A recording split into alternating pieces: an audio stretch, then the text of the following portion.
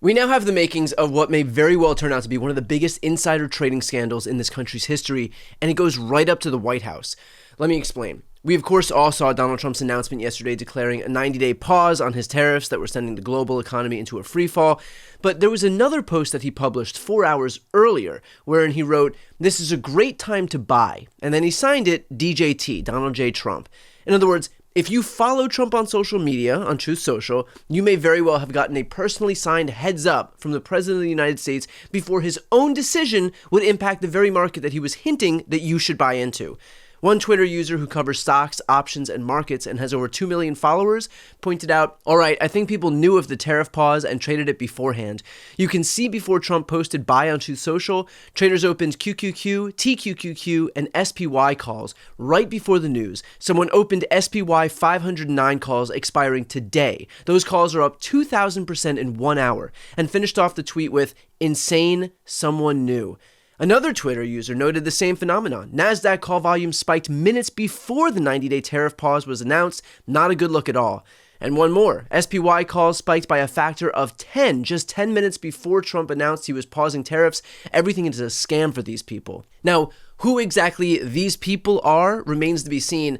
But AOC weighed in, writing, "Any member of Congress who purchased stocks in the last 48 hours should probably disclose that now. I've been hearing some interesting chatter on the floor. Disclosure deadline is May 15th. We're about to learn a few things. It's time to ban insider trading in Congress." Adam Schiff did too, writing, "Trump is creating giant market fluctuations with his on-again, off-again tariffs. These constant gyrations in policy provide dangerous opportunities for insider trading. Who in the administration knew about Trump's latest tariff flip-flop ahead of time? Did anyone buy or sell stocks and profit at the public's expense? I'm writing to the White House. The public has a right to know." In fact, Bernie Sanders went on national television to pose the same exact question. Would I be surprised if there were people who hours before knew exactly what Trump was going to do in rescinding his tariff proposals, understanding that the stock market would soar and you make huge amounts of money? Would I be shocked if we learned about that in the days to come? No, I would not. Does that announcement that he gave cover to anybody who did buy stocks?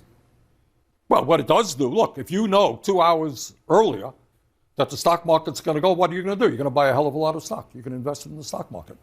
But it's not only that. I mean, you got a president of the United States who is now working to give government cover to crypto, and whose family is involved in crypto, makes money by selling coins, crypto coins.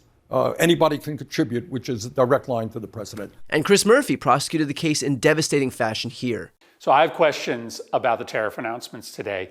Who benefited and who made money?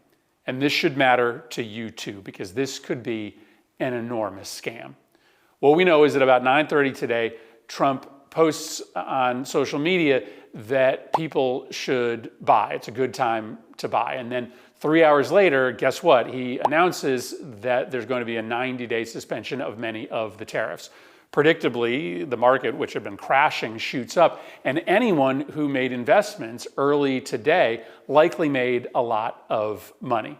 And so the question is, who close to Trump knew that he was going to suspend the tariffs? Which of his Mar-a-Lago friends or his billionaire advisors were able to capitalize on that inside information?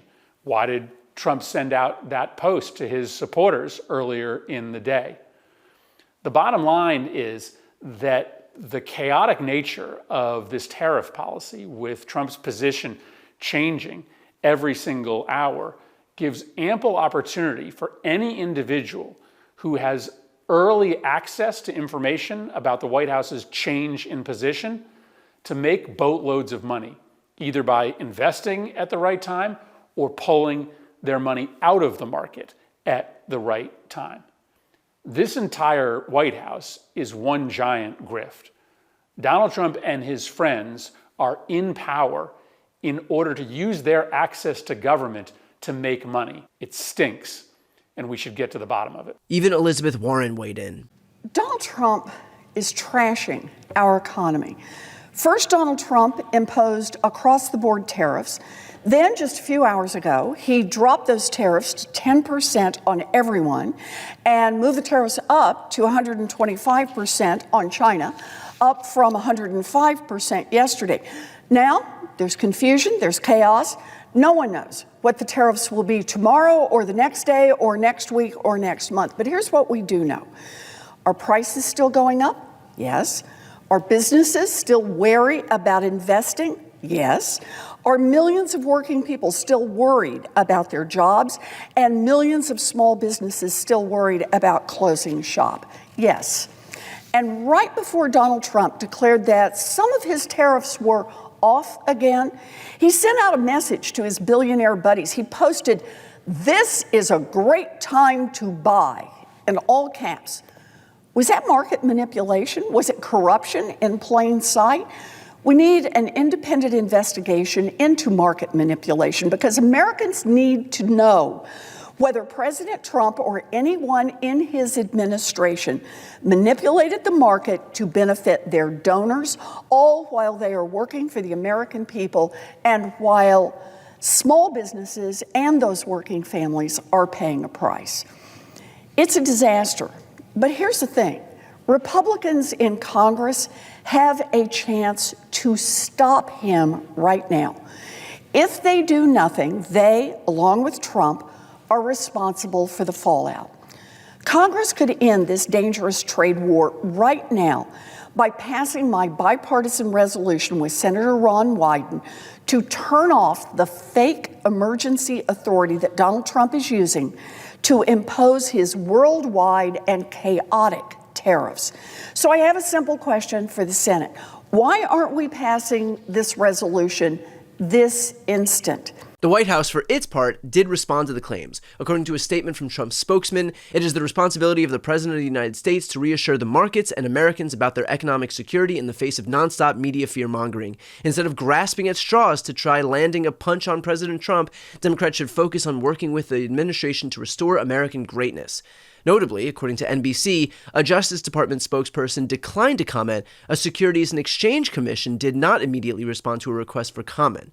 Now look, I want to be clear that as of right now, there is no evidence that a crime has occurred, but there's certainly questions that arise from what we can all very plainly see. And I can assure you that if you transposed a Democrat into Trump's shoes, having done the exact same thing, there would be a Republican-led subcommittee formed today to investigate exactly what happened, exactly who was tipped off, exactly who bought call options, and exactly who was notified what the president would do before the president did it. I understand that corruption runs rampant in this administration, but that doesn't mean we let criminality occur with impunity. Of course, the sad reality is that in the Trump era, the very regulators who would be tasked with investigating or prosecuting this kind of activity simply won't. Trump's DOJ, his FBI, his SEC are not there to uphold the law. They are there to protect Donald Trump first and foremost. All of which underscores the need for Democrats in Congress, for independent agencies, and yes, even Republicans who maybe have one single vertebrae left to speak out and demand accountability. If we have any levers at our disposal, now is the time to use them. Before you go, first, if you enjoyed this content and you want to see more and support independent media, please subscribe to this channel. The subscribe button will be right here on the screen. But second, the reality is that we're now in a political environment where this administration can lean on any of the social media platforms to suppress certain voices if they don't like critical coverage. That means my longevity here is in the hands of a few tech billionaires who are already making it clear that they're willing to cater to this White House. To that end, signing up for my newsletter is a great way for me to be able to reach you directly if that ever becomes necessary. I'll put the link on this screen as well, so please sign up. It's completely free, but there's also an option to do a paid subscription if you'd like to support my work. I really appreciate it. Thanks so much for watching.